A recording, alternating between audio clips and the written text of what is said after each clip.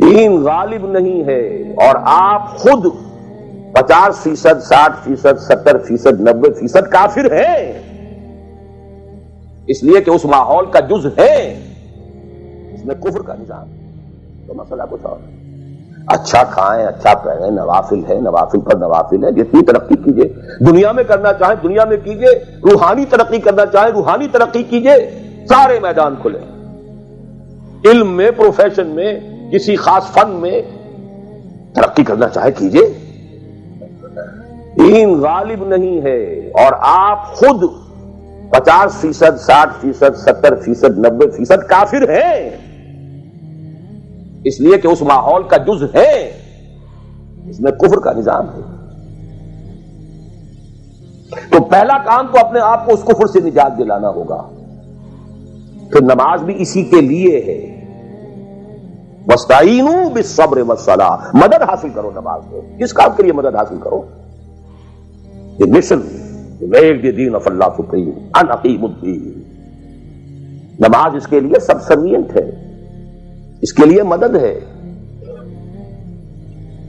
روزہ اسی کے لیے جنگ کرنے کی صلاحیت پیدا کرنے کے لیے ہے۔ دین مذہب بنتا چلا گیا، سارا ایمفیسس نماز، روزے، حج، عبادت پر ہو گیا، دین کا تصور ہی ختم۔ اور پھر ہم میں سے جو لوگ غلام رہے وہ تو اتنے خوگر ہو گئے کہ ملا کو جو ہے ہند میں سجدے کی اجازت ناداں یہ سمجھتا ہے کہ اسلام ہے آزاد۔ بہت بڑے عالم دین نے کہا تھا یہ کہ ہمیں کوئی ایسا کام نہیں کرنا چاہیے جو ہماری حکمرانوں کو، انگریزوں کو پریشانی کا موجب بن جائے، اس لیے کہ انہوں نے ہمیں مذہبی آزادی دی ہوئی ہے۔ ہمارے نماز پڑھنے پہ کوئی قدغن نہیں ہے، ہمارے روزہ رکھنے پہ قدغن نہیں ہے، حج کرنے پہ قدغن نہیں ہے، لہذا we should be loyal to them۔ ملا کو جو ہے ہند میں سجدے کی اجازت ناداں یہ سمجھتا ہے کہ اسلام ہے آزاد۔ یہ کانسیپٹ اتنے پختہ ہو چکے ہیں، اتنے پختہ ہو چکے۔ ریچولزم، رسومات، رہ گئی رسم اذاں روح بلالی نہ رہی، فلسفہ رہ گیا تلقین غزالی نہ رہی، نماز و روزہ و قربانی و حج یہ سب باقی ہیں، تو باقی نہیں۔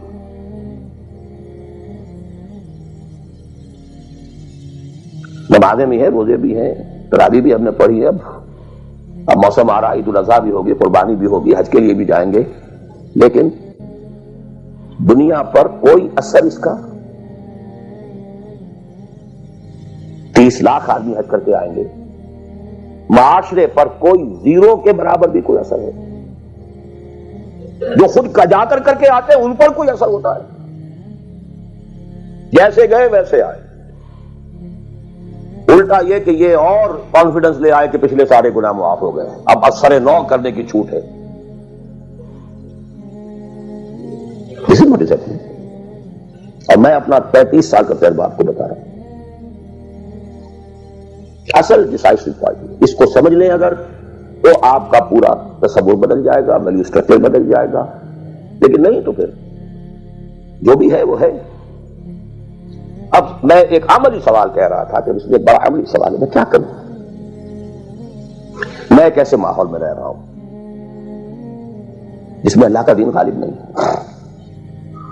میں نماز پڑھ رہا ہوں، روزہ رکھ رہا ہوں، میں شراب نہیں پیتا، میں سور نہیں کھاتا، چلو میں نے اپنا اکاؤنٹ جو ہے بینک میں جو ہے کرنٹ اکاؤنٹ رکھا ہوا ہے، میں نے کوئی سود نہیں لیا، نہ سود لینا چاہتا ہوں، کیا کروں؟ اکیلا چنا پہاڑ کو تو نہیں پھوڑ سکتا، پورا نظام تو میرے بدلنے سے نہیں بدل جائے گا، تو میں تو رہا پھر 40%، 50%، 60%، 70% کافر کا کافر۔ تو what's the way out? What's the مخرج؟ بڑی پیاری حدیث ہے وہ جس میں یہ الفاظ آتے ہیں، حضور نے فرمایا انہا ستکون فتنۃ، ایک وقت آئے گا بڑا فتنہ ہوگا۔ حضرت علی فرماتے میں نے فوراً عرض کیا مل مخرج منہا یا رسول اللہ، اے اللہ کے رسول یہ بتائیے اس سے نکلنے کا راستہ کون سا ہوگا؟ یہ نہیں پوچھا کیا فتنہ ہوگا، کیوں ہوگا، کب ہوگا، کیسے ہوگا، کدھر سے آئے گا، کچھ نہیں، نکلنے کا راستہ بتائیے۔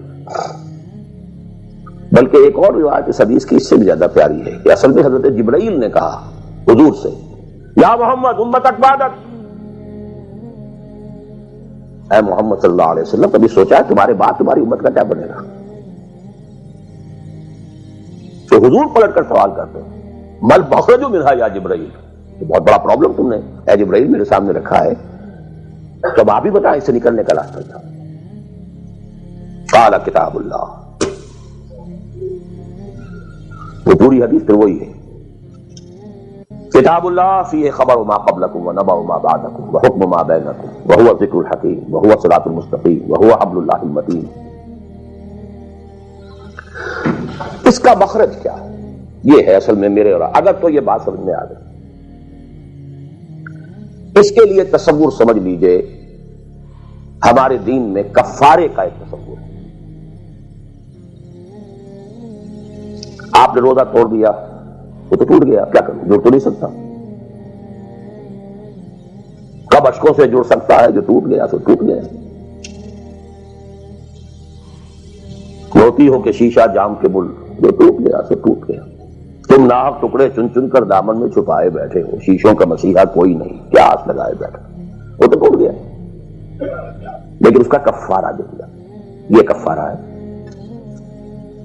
قسم کھائی تھی، یہ نہیں ہے کہ اب توڑ نہیں سکتے، غلط کھا بیٹھے توڑو، کفارہ۔ آج میں اس لفظ کفارہ کے حوالے سے آپ کے سامنے وہ بات کر رہا ہوں۔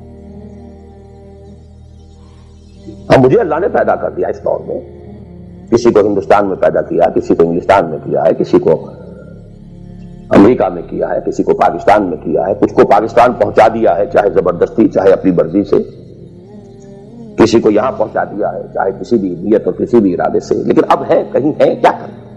کوئی کفارہ ہونا چاہیے، کوئی مخرج ہونا چاہیے، بس یہی کفارہ ہے۔ پھر نوٹ کر لیجئے اس ماحول سے سوائے سبسسٹنس لیول کے اور کچھ حاصل مت کرو، اور اس سبسسٹنس لیول پر بھی جو کچھ تم نے کھایا پیا ہے اور سانس لیا ہے، جو انرجی کریٹ ہوئی ہے، اس کا میکسیمم اس جہاد میں صرف کر دو کہ اس نظام کو بدلو۔ تمہاری یہ جد و جہد، تمہاری یہ کوشش کفارہ بن جائے گی اس کا۔ معذرۃ الی ربکم، معذرت پیش کر سکو گے اللہ کے۔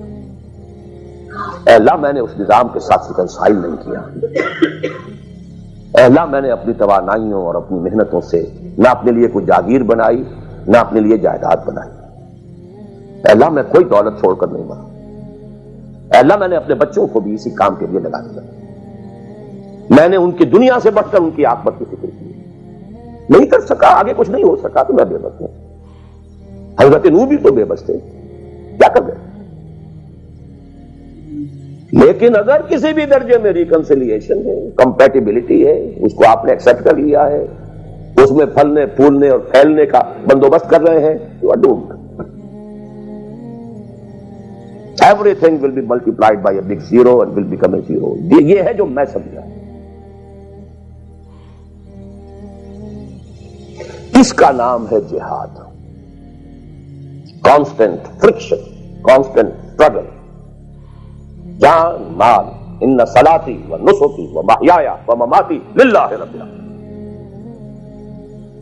میری زندگی کا مقصد تیرے دین کی سرفرازی، میں اسی لیے مسلمان، میں اسی لیے نمازی۔